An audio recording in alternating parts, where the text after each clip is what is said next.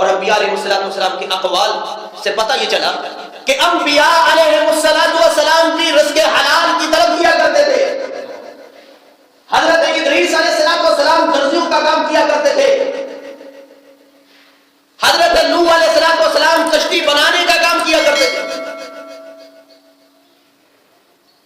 اور اسی طرح حضرت داؤد علیہ السلام لوہار کا کام کیا کرتے تھے اور رزق حلال تلاش کرتے تھے. ان کے کاروبار تھے. تو پتہ یہ چلا کہ ہاتھ پہ ہاتھ در کے گھر میں بیٹھے رہنا اس کی اجازت نہیں ہے. حدیث سے معلوم ہوا اللہ کے نبی صلی اللہ علیہ وسلم فرما رہے ہیں, فرمایا قال النبی صلی اللہ علیہ وسلم طلب کسب الحلال فریضۃ بعد الفریضہ. رزق حلال کو طلب کرنا ہر مسلمان پہ فرض ہے. باقی تمام فرضوں کے بعد طلب کرنا, محنت کرنا. ایک صحابی آ گئے اللہ کے پیغمبر صلی اللہ علیہ وسلم, مجھے کچھ کھانے کے لیے دے دیجیے. اللہ کے پیغمبر صلی اللہ علیہ وسلم نے دے دیا.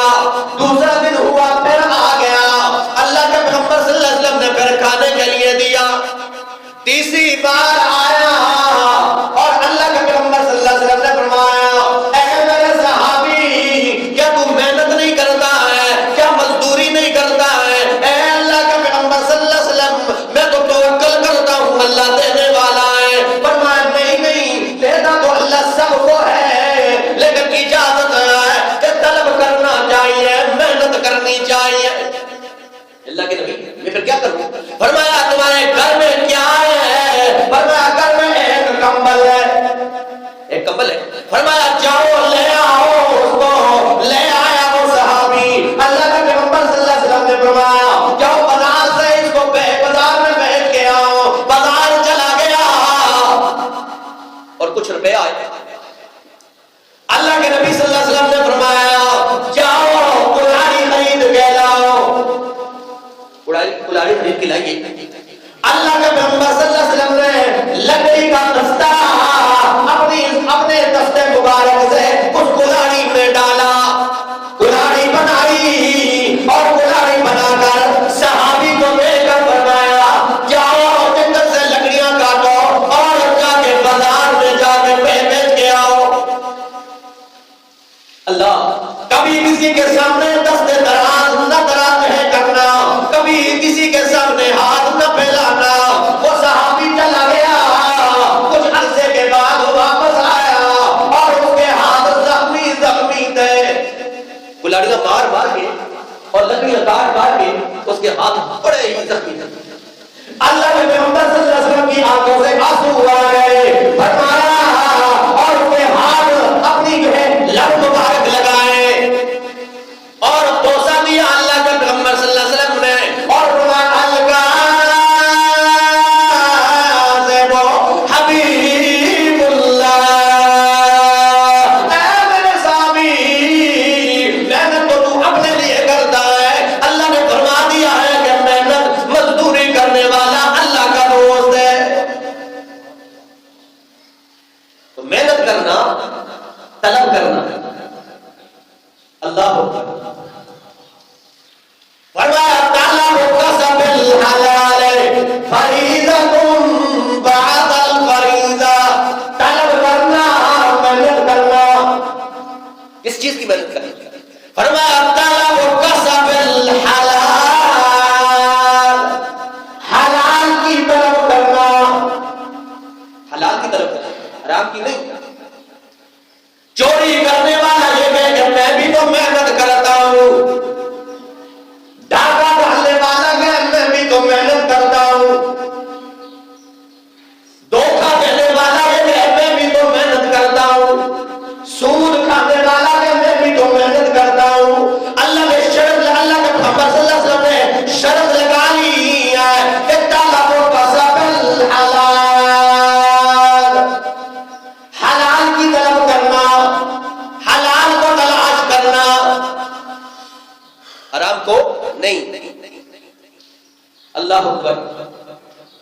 حضرت عبد الرحمن بن عوف رضی اللہ تعالیٰ عنہ، رات کا ٹائم ہے،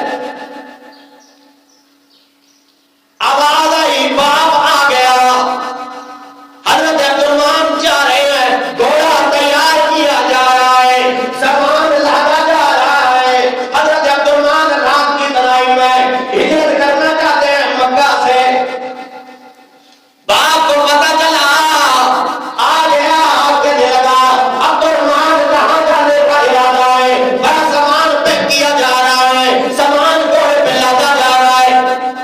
ابا جان امنا کے لال کیس جیسا بھی ثانی کبھی جھوٹ نہیں بولا کرتے، میں سچ کہوں گا کہ اللہ کے نبی صلی اللہ علیہ وسلم چونکہ مکہ کو چھوڑ کر مدینہ چلے گئے ہیں اور میرا ضمیر گوارا نہیں کرتا ہے کہ میں یہاں پہ رہوں اور امنا کے لال مدینہ میں رہے، میں بھی ہجرت کرنا چاہتا ہوں۔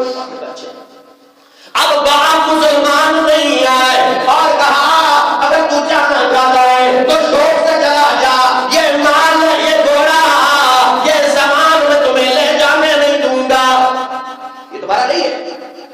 اللہ کے حضرت عبد الرحمن بن عوف کا ذاتی تھا، لیکن چونکہ اب یہ رکاوٹ بن گئی ہے، ہجرت کے راستے میں رکاوٹ آ گئی، فرمایا ابا جان لے لیجیے۔ تھوڑی دیر گزری ہے، آوازیں آ رہی تھیں، ارے قریبی مکان کے اندر چچا کا بھاگا ہوا آیا، کیا بات ہے اے عبد الرحمن، اے بھائی جان کیا بات ہے؟ بھائی نکالی کے دیکھو نا، عبد الرحمن میرا بیٹا جا رہا ہے یہاں سے اور ہجرت کرنا چاہتا ہے۔ اچھا عبد الرحمن جانا چاہتا ہے تو شوق سے چلا جا، لیکن یہ میری بیٹی تیری نکاح کے اندر ہے، اس کو میں جانے نہیں دوں گا۔ تمہاری بیوی جو ہے یہ میری بیٹی ہے، میں اس کو جانے نہیں دوں گا۔ ہاتھ سے پکڑ کے اپنے گھر میں لے گیا، چھوٹے چھوٹے بچے بھائی آگے عبد الرحمن کے اور بچوں کو لے لیا، کہ یہ تمہارا یہ تمہارے بیٹے نہیں ہے، تو جانا چاہتا ہے تو چلا جا، ہم ان بیٹوں کو ساتھ نہیں لے جانے دیں گے۔ 300 میل کا سفر ہے۔ حضرت عبد الرحمن نہتے ہو کر نہ سامان ہے نہ اہل و عیال ہے، اللہ اکبر، سر پیدل چلتے ہوئے، آج کا دور تو نہیں کرنا، یہ سیدھا سیدھا چلنا ہے، جیسے تو براد ہے، سب لاکھ وادیاں ہیں۔ اللہ حضرت عبد الرحمن چلتے ہوئے آئے، 300 میل کا سفر طے کرنے کے بعد جب مدینہ پہنچتے ہیں، اللہ کے پیغمبر صلی اللہ علیہ وسلم نے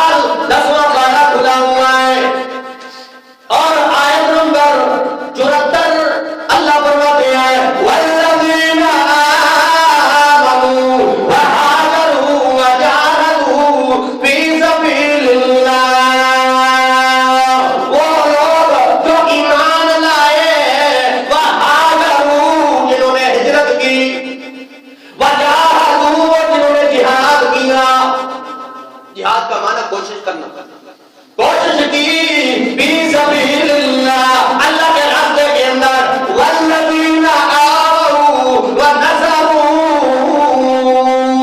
اور وہ لوگ جنہوں نے ٹھکانے دیے، جنہوں نے رہنے کے لیے گھر اور مکان دیے، ونصروا، اور ان ہجرت کرنے والوں کی نصرت کی، اللہ کیا ہوا ان کو؟ فرمایا اولئک هم المؤمنون حقا، یہی پکے سچے مومن مسلمان ہیں، یہ پکے مومن ہیں۔ اور اللہ کو پتا تھا کہ ایسا دور بھی آئے گا کہ صحابہ کرام میں تنقیدیں ہوگی، اعتراض کیے جائیں گے۔ اللہ کریم نے فرمایا لہم مغفرۃ ورزق کریم، صحابہ کرام سے غلطی بعد میں ہوگی، اللہ بخشش کا اعلان پہلے کرتے ہیں۔ لہم مغفرۃ، اللہ کی طرف سے بخشش ہے، تمہارے گناہوں کو اللہ کریم نے معاف کر دیا کہ آئندہ وہ گناہ تم سے ہوگا، اللہ اسے بھی معاف کر دیا، جو گناہ پیچھے ہو چکا ہے اسے بھی اللہ نے معاف کر دیا۔ یہ آیت نازل ہوئی، لیکن حضرت عثمان فرماتے ہیں میرے بھائی صحابہ، مجھے ان چیزوں کی ضرورت نہیں ہے، بارک اللہ فی مالک و اہلک، اللہ تیرے مال میں، تیرے اہل و عیال میں برکت عطا فرمائے، مجھے چیزوں کی ضرورت کوئی نہیں ہے، مجھے تو بازار کا راستہ دکھلائے، بازار کا راستہ دکھلائے۔ کیوں؟ اس لیے کہ میں محنت کرنا چاہتا ہوں، اپنے ہاتھ سے کمانا چاہتا ہوں۔ اچھا، حضرت سعد نے فرمایا چلو آپ کی مرضی ہے لیکن میں تو تیار ہوں بھائی۔ فرمایا اللہ برکت دے، لیکن میں محنت کرنا چاہتا ہوں، تجارت کرنا چاہتا ہوں۔ اللہ اکبر۔ حضرت سعد رضی اللہ عنہ نے بازار کا راستہ دکھلایا، اس سے پہلے حضرت عبد الرحمن اللہ کے نبی صلی اللہ علیہ وسلم کے پاس آئے اور کہا اللہ کے نبی صلی اللہ علیہ وسلم کاروبار شروع کرنا چاہتا ہوں، آپ میرے لیے دعا فرمائیں۔ لوگ پہلے اپنے بزرگوں کے پاس آ کر دعائیں کروایا کرتے تھے، لیکن آج یہ ٹرینڈ ہی ختم ہو گئی۔ آج تو بڑے بڑے افسروں کو بلایا جاتا ہے، نام والے لوگوں کو بلایا جاتا ہے، دنیا دار دنیا والے لوگوں کو بلایا جاتا ہے، مالدار لوگ آتے ہیں اور کیا افتتاح ہو رہا ہے۔ بہرحال یہ ہماری ستم ظریفی ہے کہ دین کی قدر و قیمت ہم کا ہمارے دلوں سے نکلتی ہے، اس لیے تو برکت نہیں رہی۔ بہرحال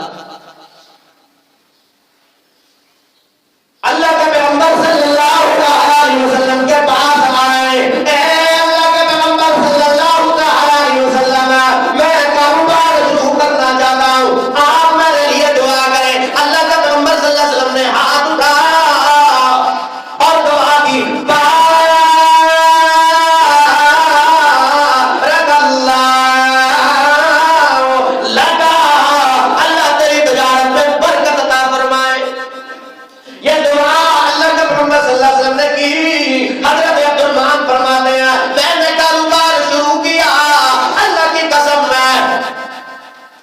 جس پتھر پہ ہاتھ ڈالتا تھا وہ سونا۔